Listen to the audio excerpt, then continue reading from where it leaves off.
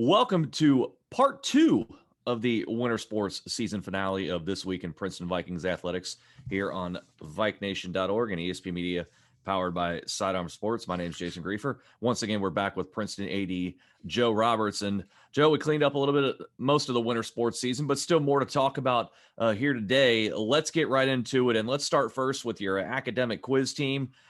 Winding down the regular season, their finale scheduled for a little bit later this week against Oak Hill. It's been a tough season for AQT, no doubt, and a very, very difficult GMC. We know how top-heavy the league has been, not only in years past, but especially this year. So with that being said, have you had any kind of thoughts about how you're going to evaluate the program in the offseason and the talks you're going to have with the coaching staff about what's next for the program? Yeah, Jason, it has been an up and down year for our AQT kids, and a lot of it's about that quick recall, as we've talked about before. And they have a makeup match this evening with Middletown. They'll head up there tonight, and then, as you said, we'll close out the regular season this Wednesday with Oak Hills, and then we'll head over to Fairfield Saturday for the GMC the championship. So a lot of what Coach Mulholland and I will probably talk about, it'll probably be him leading the discussion, and more of how do we engage the kids in the off season to keep them working on that repetition of quick recall, that repetition of the non-academic world that they also already live in. But how do you answer some of those questions? How are you prepared to know who the star was in Harry Potter or something to that effect? Because that's part of what goes on in that session. And so it's not only about what your core content is, but it is also what you learn outside.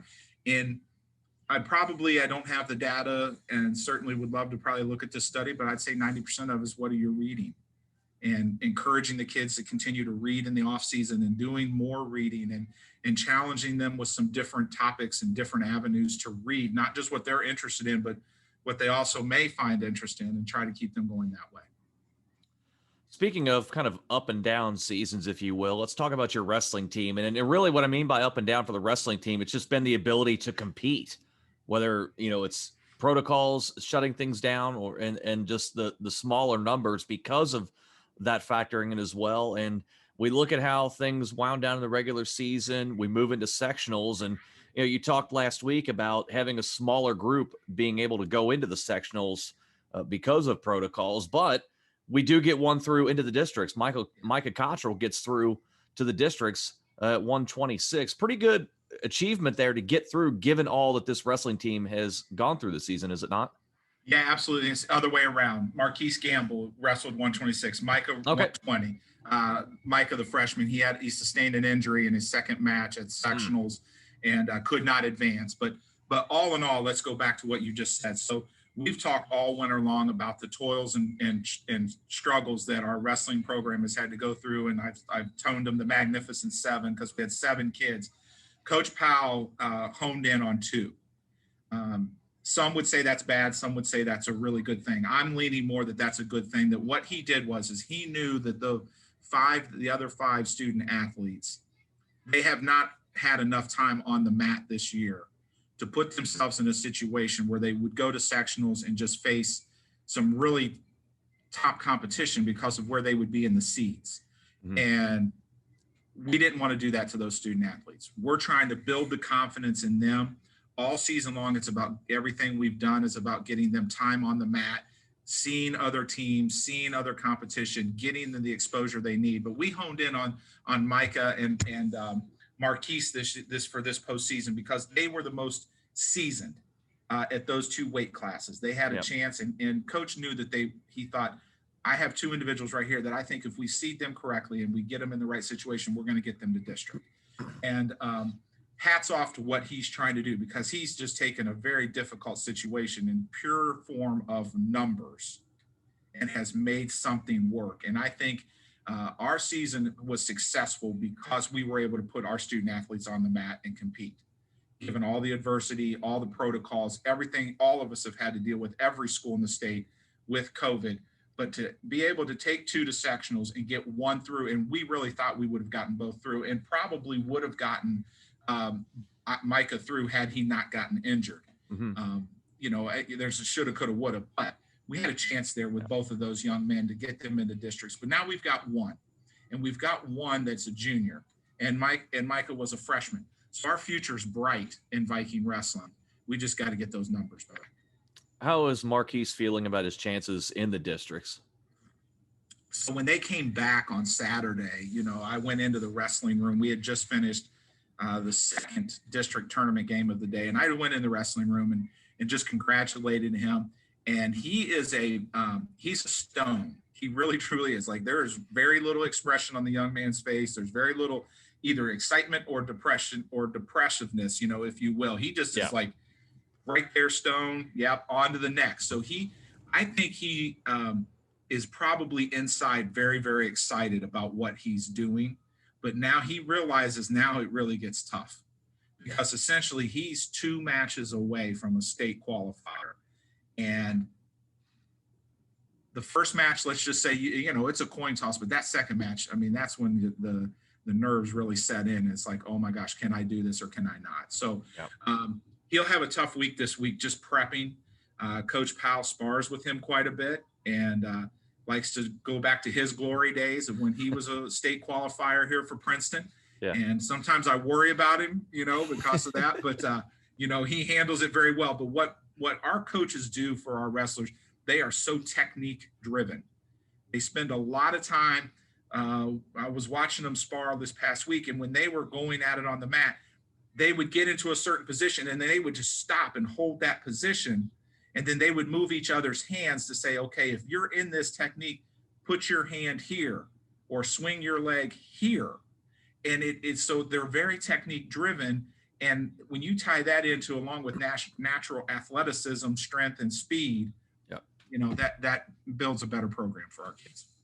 Certainly, we want to pass along our best to Marquise as he goes into the districts. And who knows, hopefully when we reconvene for the spring sports season, we'll recap, and hopefully he's a state qualifier, and we can talk about that when the spring sports season starts here on the podcast. Let's move on, and let's talk about Cody Carlson. He got through the sectionals on the bowling lanes, gets to the districts, and sets everybody on fire with game number 1 of his 3-game series, nearly going perfect. He rolls a 297 in game 1 to take the lead in the districts after game 1, and then struggles from there. He goes 158 game 2, 142 in game 3. So he winds up finishing in the 50s rankings there and not able to move on to the state tournament. Obviously, about as good as you could do in game 1, but I'd have to think he's a little disappointed with how he followed that up in game 2 and game 3 to not move on to state.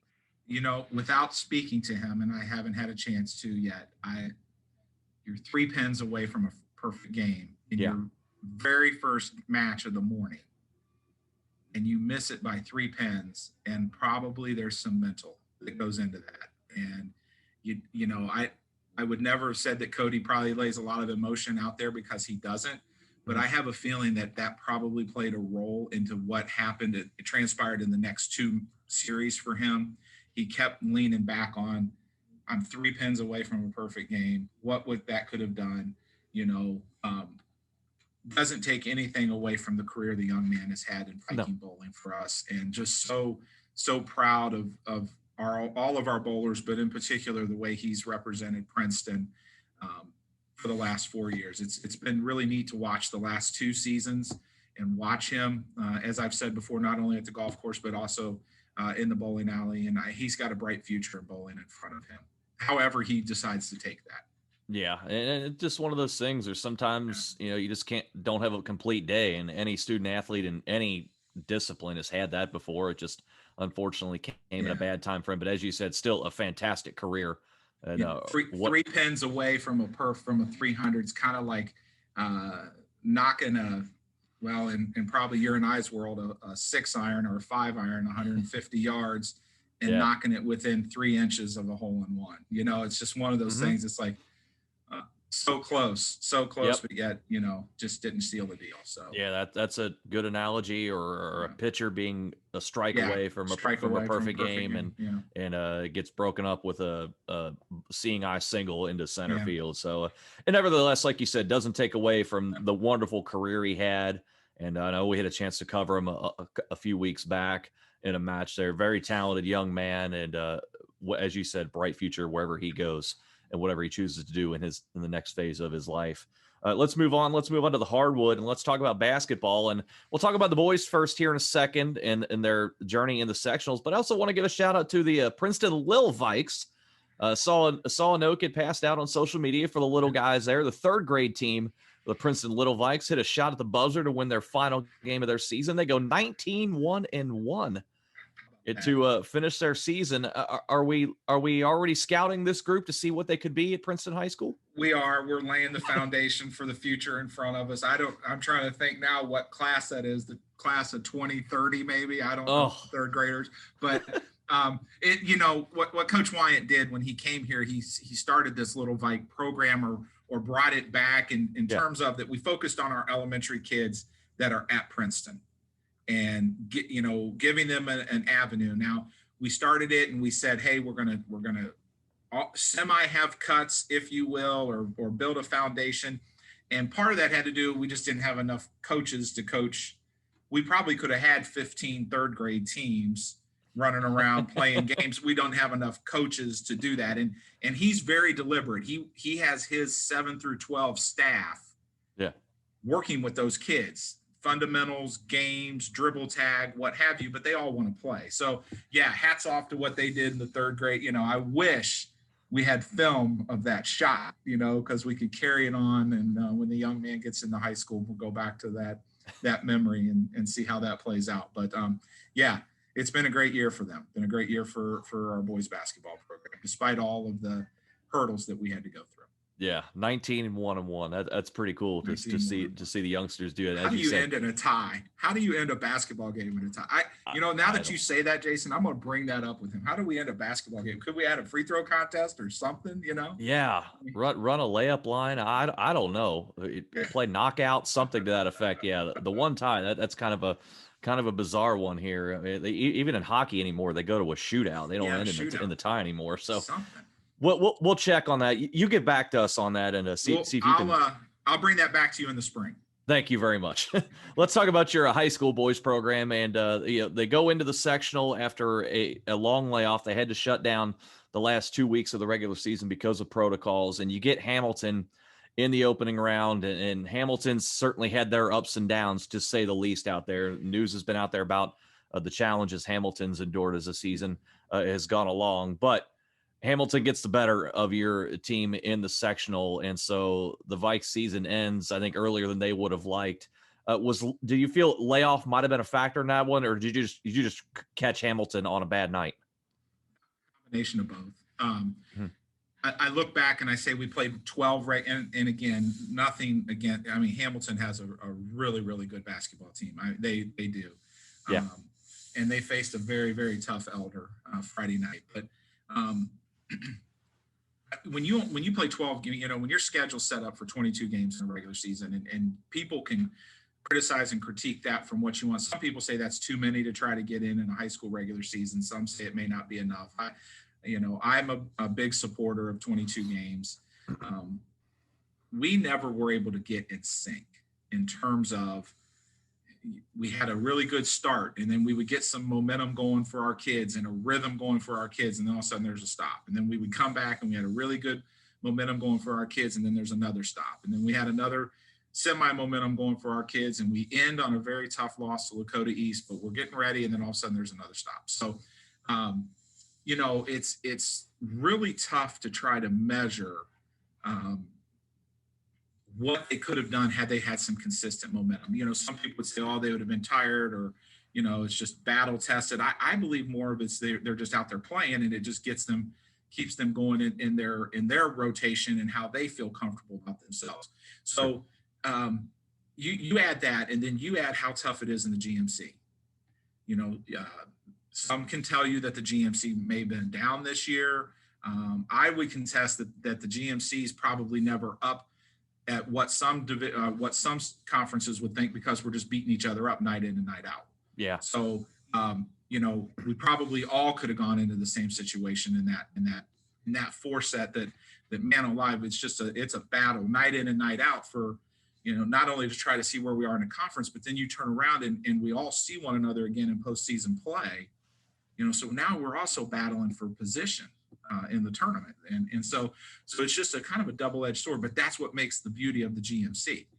That's why we are what we are, is in terms of a conference strength. So, I think it was just a little bit of both. Like I said, I got there about halftime of the game because we were hosting that night as well. And so I got there about halftime, and our kids, they were in it, but they weren't letting down. It's just, we just had a few go the wrong way. And then all of a sudden you start rushing at the end of the game and trying to shoot threes because that's what's going to keep you in it.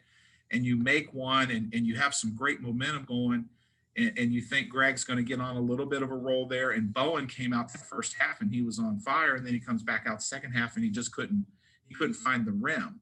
And so it just kind of changes that momentum going for you. And then the whistle blows, and the next thing you know, you are where you are. But I mean, for what we had to go through, this season in terms of the protocols and the stops and the starts and whether it came from a close contact or it came from a positive case or whatever the event was, our coaches and our student athletes, they were resilient all year.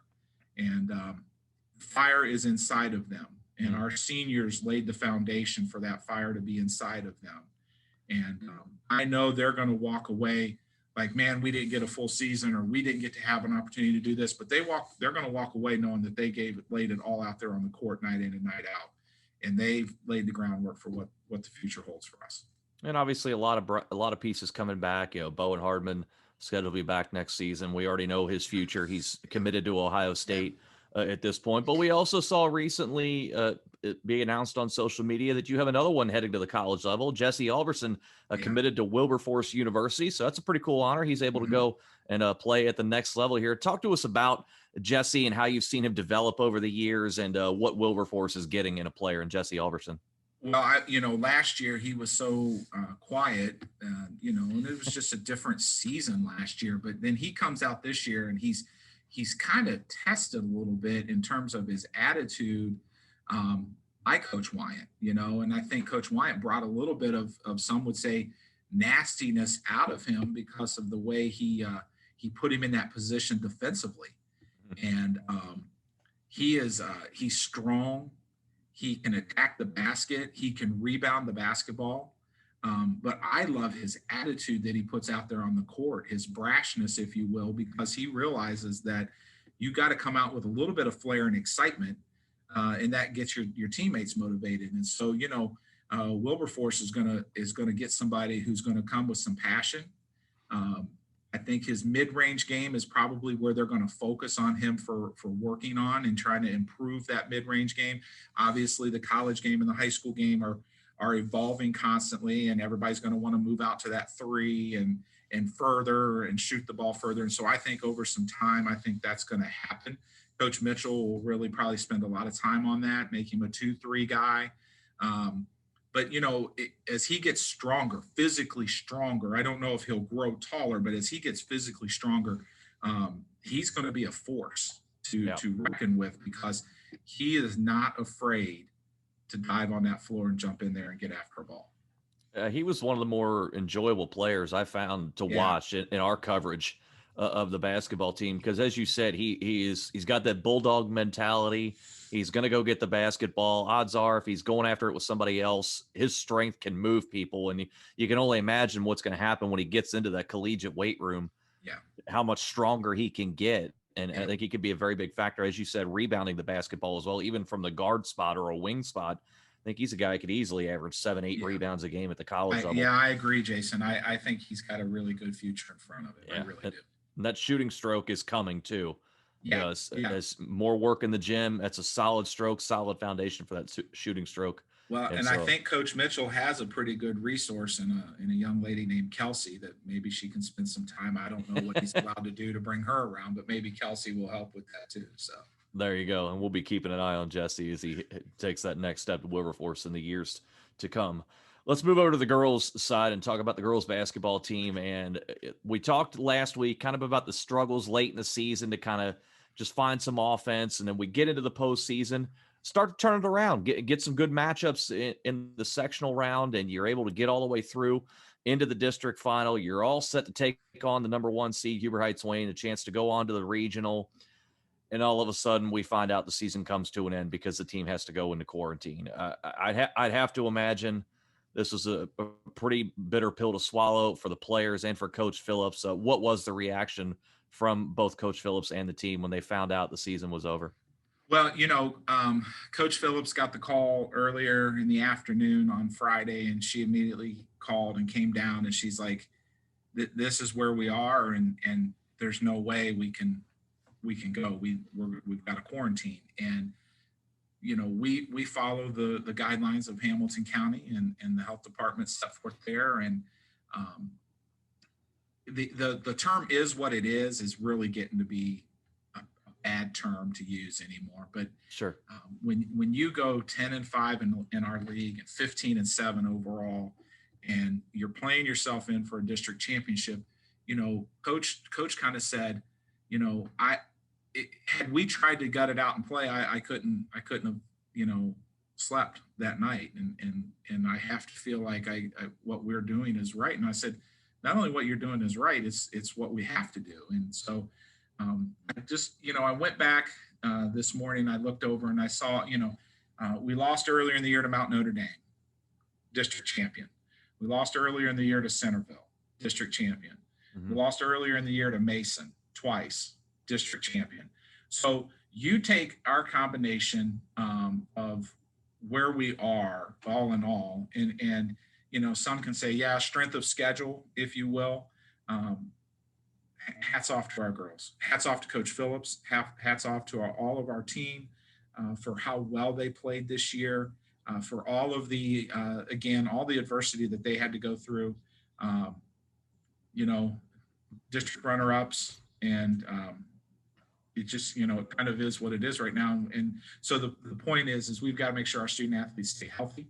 Yeah. And, they've got 28 days now before they can get back at it again. I think it is, 30 days after your last game. So 28, 27 days from now, they'll get back out on the court, open gyms, weightlifting, and start doing some things that they need to do to get ready for next year. And I believe that once again, we are going to be a solid basketball team next year. Where we have to improve is, and again, much like wrestling, we've got to get our numbers up. Mm-hmm. We've got to make sure we have a solid foundation at that JV level. If we can get enough freshmen to come out, have a freshman program, but we've got to get that back going again, where there's enough support to help those starters carry us through an entire season, because, we need to be playing 22 next year. Mm-hmm. Yeah, no doubt about it. You got some talented pieces coming back for sure. We talked last week. You're going to lose Madison Rochelle, so that's a pretty big piece to have to fill. A couple other seniors in there are going to be moving on. I want to go back to something you touched on there just a moment ago. You in your conversation with Coach Phillips when she got the word, and she said, I could have potentially played this game, but I would have felt sick to my stomach afterwards, and I would not have slept well. What does that say about her integrity? That yes, she wants to win the game, she wants to win a district title, but she's putting the health and safety of the kids first. Well, that just goes to show you the type of individual she is. She's a first-class coach. She's a first-class individual. She's a teacher.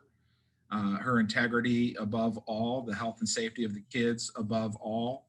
It is just a game. Yes, we want to play that game. Yes, we want to win the game.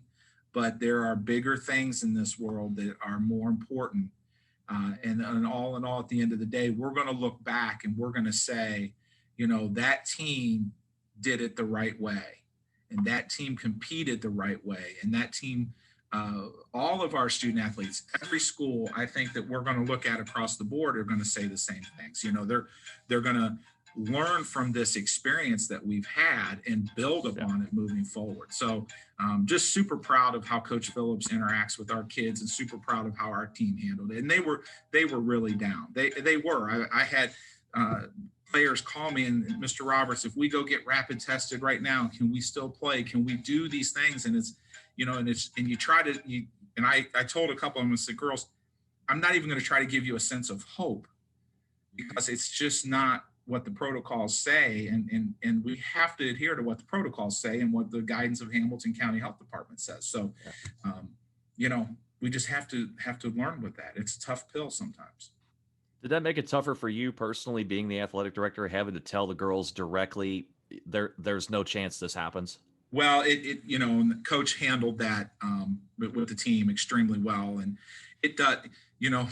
I remember I just put my head down and just was like, you've got to be kidding me, because everyone uses the phrase, we just got to get to 48. So you play a game, then you got to get to 48 hours after the game, and then you've survived and you can play another game, right? That's how we've done it this year in this case. So we were 24 hours away from being able to go, and it just happens, and it's okay. We'll be okay. We'll be able to play again next year. Yeah, no doubt about it. And credit to Coach Phillips for handling that about as well as you could. And it's a difficult situation, feeling good about your chances in the district final, but again, doing the right thing for the kids' safety. I think that again takes the utmost importance. So credit to her for realizing that. Let's move on here. And a bit of other news came out in the way of Princeton athletics since we last spoke.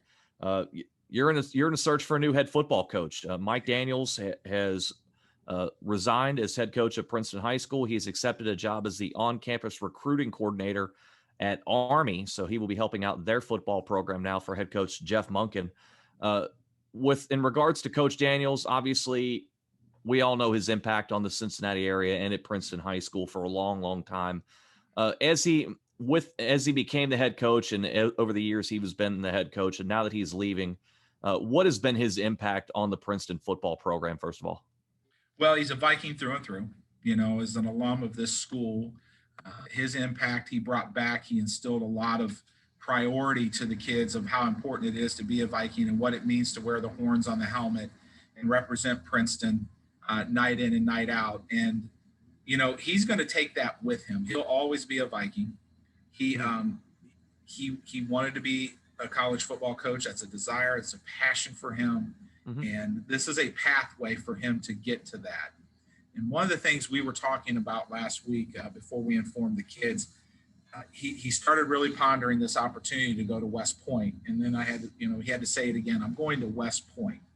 Yeah. And the caliber of student athlete that he's going to be coaching around and dealing with on a daily basis, those are future generals of Army and future U.S. senators or congressmen or Supreme Court justices. And, so he's going to be experiencing something that is going to be so unique and so special for him.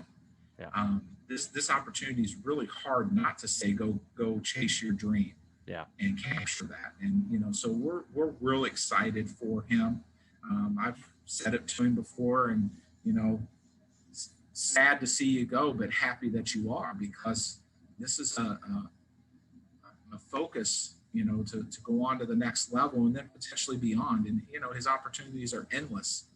And so we wish him absolutely the best and know that he'll always care for the Vikings. He told the players that when he told them goodbye, that he's always going to be available for them to help them in any way he can. Yeah. And, that's sincere, and that's good. In your conversation with him, when he told you he had accepted this position and he was going to be leaving Princeton, did you get any sense of how tough it was for him to either make that decision to move on or come to you and also come to you and say, I can't turn this down? Yeah, he toyed with it for a minute. I mean, he did. And then I think he realized where he had an opportunity to go, what he was going to have the opportunity to do. Yeah. But where that could lead in long term. And you can't ever predict what happens next, the future, but that if the door opens for you, you have two options. You either go through it or you close it.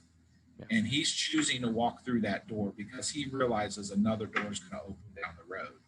And you need to chase those dreams, and you need to pursue that because there's a belief that people have in one another, and that belief is real. And I think they, obviously the staff at West Point recognize what Coach Daniels can offer and can provide for their program to make them better. And so he's going there because he wants to make himself better as well. So it's going to be a great educational opportunity for him. And it's going to be a great experience to be able to be a part of that staff, to be able to go and play the schedule that they play and be a part of that both on and off the football field. I think that's going to be really exciting to watch. So now you have a very good opportunity here for someone out there to fill this position. Coach Daniels has left this position program in very good shape as he moves on to West Point here. Where are you at in terms of the search for his replacement, and what kind of criteria are you looking for in your next head football coach? Yeah, so when we knew this was coming, and of course we've kind of had in a mindset for a while, because we know the college coaching attraction was there in front of Coach Daniels. The position's posted. We've been screening applications all through the weekend, since the job's been posted, and as they've come in. From our standpoint, our principal, Mr. Ron Ballmer, and I, we have a very firm belief that we are looking for someone with head coaching experience of at least 5 years or more, and has shown and demonstrated the ability to lead teams successfully in the postseason, because that's what we believe our kids deserve. We believe our kids deserve to have the absolute best that we can provide. That doesn't take anything away from anyone that has not been a head coach yet.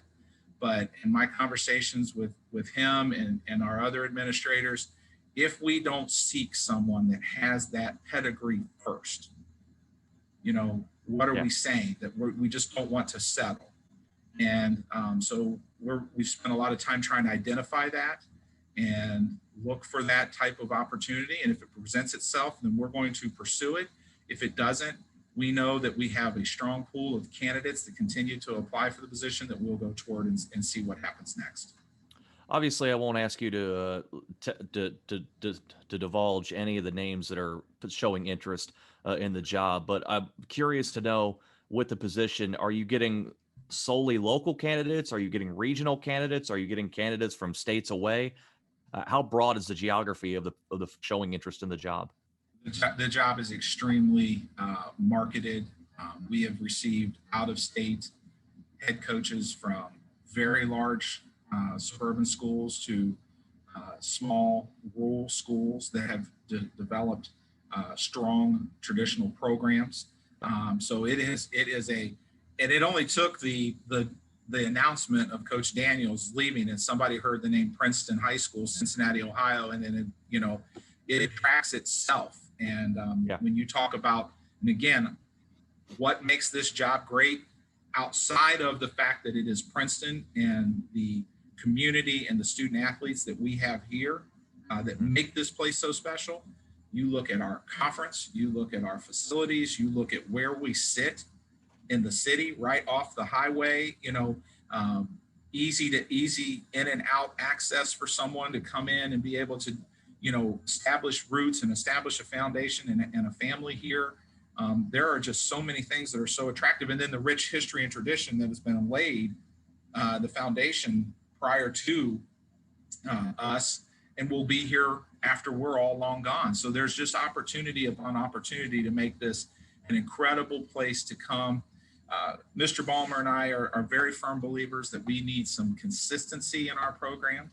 So we are looking for someone who doesn't want to use this as the springboard, if you will, or the swan song, if you will. We want someone that's going to be here and build something for a while. Lastly, before I move on from this topic, do you have any kind of timeline as when you'd like to fill this position by? We do. And if we believe we can get there, we told the student athletes and the coaching staff that's with us that we have a goal of making a recommendation at the March board meeting. That is our goal, which I believe is Monday, March the 8th, I think, or 9th, somewhere in that time frame. So that is our goal. This office has been very, very busy. Timet Duckworth and Latoya Luther, Matt Weber have done a great job of kind of handling the internal what we need to do processes to kind of make sure we have things ready to go. And once we identify those candidates that we need to talk to, we're going to do so and go as fast as we can.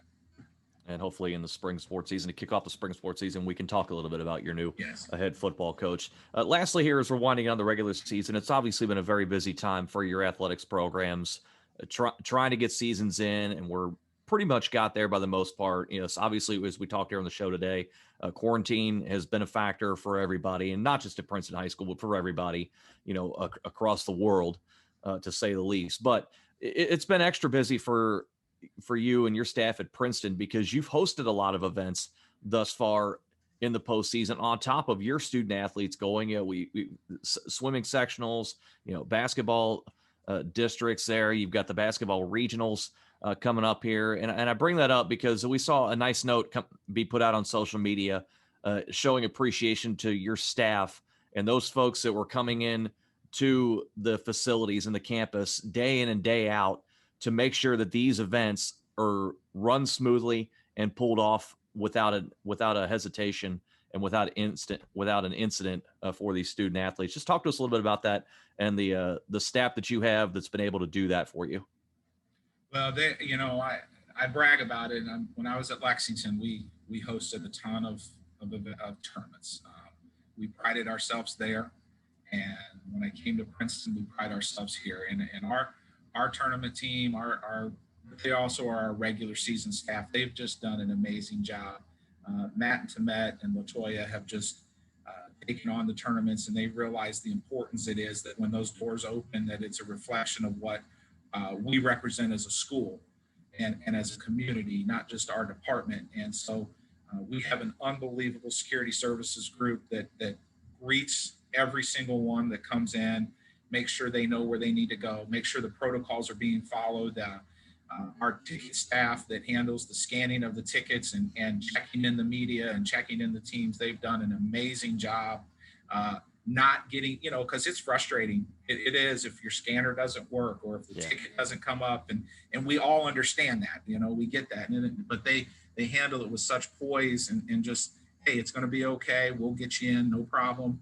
And then down at the table, everybody that's working down there has just been so wonderful, and they're top notch. Like, they want to make sure everything is right and make sure the officials know and that the coaches, when they get there, they have lines of communication. And then the media coverage has been incredible. And it's hard in today's era. We had a group come and broadcast Saturday, and my favorite line, the Ethernet cable wouldn't work for a second, and it's like, I just kind of had that blank look of, I don't know. It's a world I'm not in, but let's plug this in instead. And it works. So, and you battle those things, but we absolutely love hosting tournaments. We love having people in our concession stand. We love having people involved and here, and our doors open and our parking lot full of cars, because that's what showcases what the great work that was built here. And so we have 2 more to go. We've got the girls regional this week and then the boys regional next week, both at Division I. And we're really looking forward to that on top of the start of the spring season. We'll have a water polo invite this weekend while we have regional basketball. And then we also host a Division II district boys game later in the afternoon on Saturday as well. So, our crew's up for the challenge, and they're ready to go, and they're excited. And, there'll be a big letdown for them. Carmen Reed, who has covered our book for us all year long, this winter, and she did a lot for us this fall. She's like, what am I going to do this spring? And I'm like, don't worry, Carmen, we're going to find something for you, so she, because you literally can get there are individuals that, when you start doing this career and you start getting into this world of high school athletics, if you will, you can't do it alone, and you can't do it without people who want to be around it. And so when you have individuals like that, or Al Chain, who oversights our transportation department, then comes down and announces for us, or a Joe Duckworth who comes in and runs the clock, and right on down the line, it's like you got to keep that group, because my dad used to always phrase it: you got the perimeter people who are the tickets, and then you got the internal people who are the score table when we hosted tournaments at Lexington. So you got to keep those people together, because they're over the top too valuable. You can't have a letdown at any point in any of those ways. So we're really excited, and we're very thankful that the Southwest District Athletic Board and the OHSAA give us opportunities to host these and use our venues as a host site, because that's what we enjoy doing. Well, I can say anytime I've been at Princeton to cover an event, basketball, volleyball, whatever the case may be, the staff has always been very welcoming to myself coming in, very welcoming to our ESP Media crew, and it's been a blast for us to go there, knowing that we're going to get treated so well, and we have been through all of the winter season, and we'll look forward to some of that in the spring season as well. You touched on it, the spring already starting to get underway. Are you feeling that excitement from the spring sports season athletes as they're getting revved up for their seasons? Yeah, and you look outside, and of course I think I touched on a couple weeks ago. We brushed the field so we could get all that snow off of it, and it's been used every day since. Now we've got to blow a bunch of crumb rubber off the track back onto the field, but that's okay. I know baseball tried to go maybe into their infield last week one day, but it's time. We got to get everybody outside, and I've every morning when I take my walk, I hear birds chirping, and I know that we're just another day closer to that beautiful weather. So. It's coming. It's right around the corner. And we'll be looking forward to covering it and then some here on the podcast. Yeah. But that is going to put a bow now on the winter sports season. This has been part 2 of the winter sports season finale. Joe, certainly appreciate the time. A lot of great stuff this winter sports season. Looking forward to more of it in the spring. Yeah, Jason, thank you so much. I enjoy these talks with you, and I can't wait to see you this spring. I look forward to it myself as well. That is Princeton Athletic Director Joe Roberts joining us for part 2 of the winter sports season finale of This Week in Princeton Vikings Athletics here on VikeNation.org and ESP Media, powered by Sidearm Sports.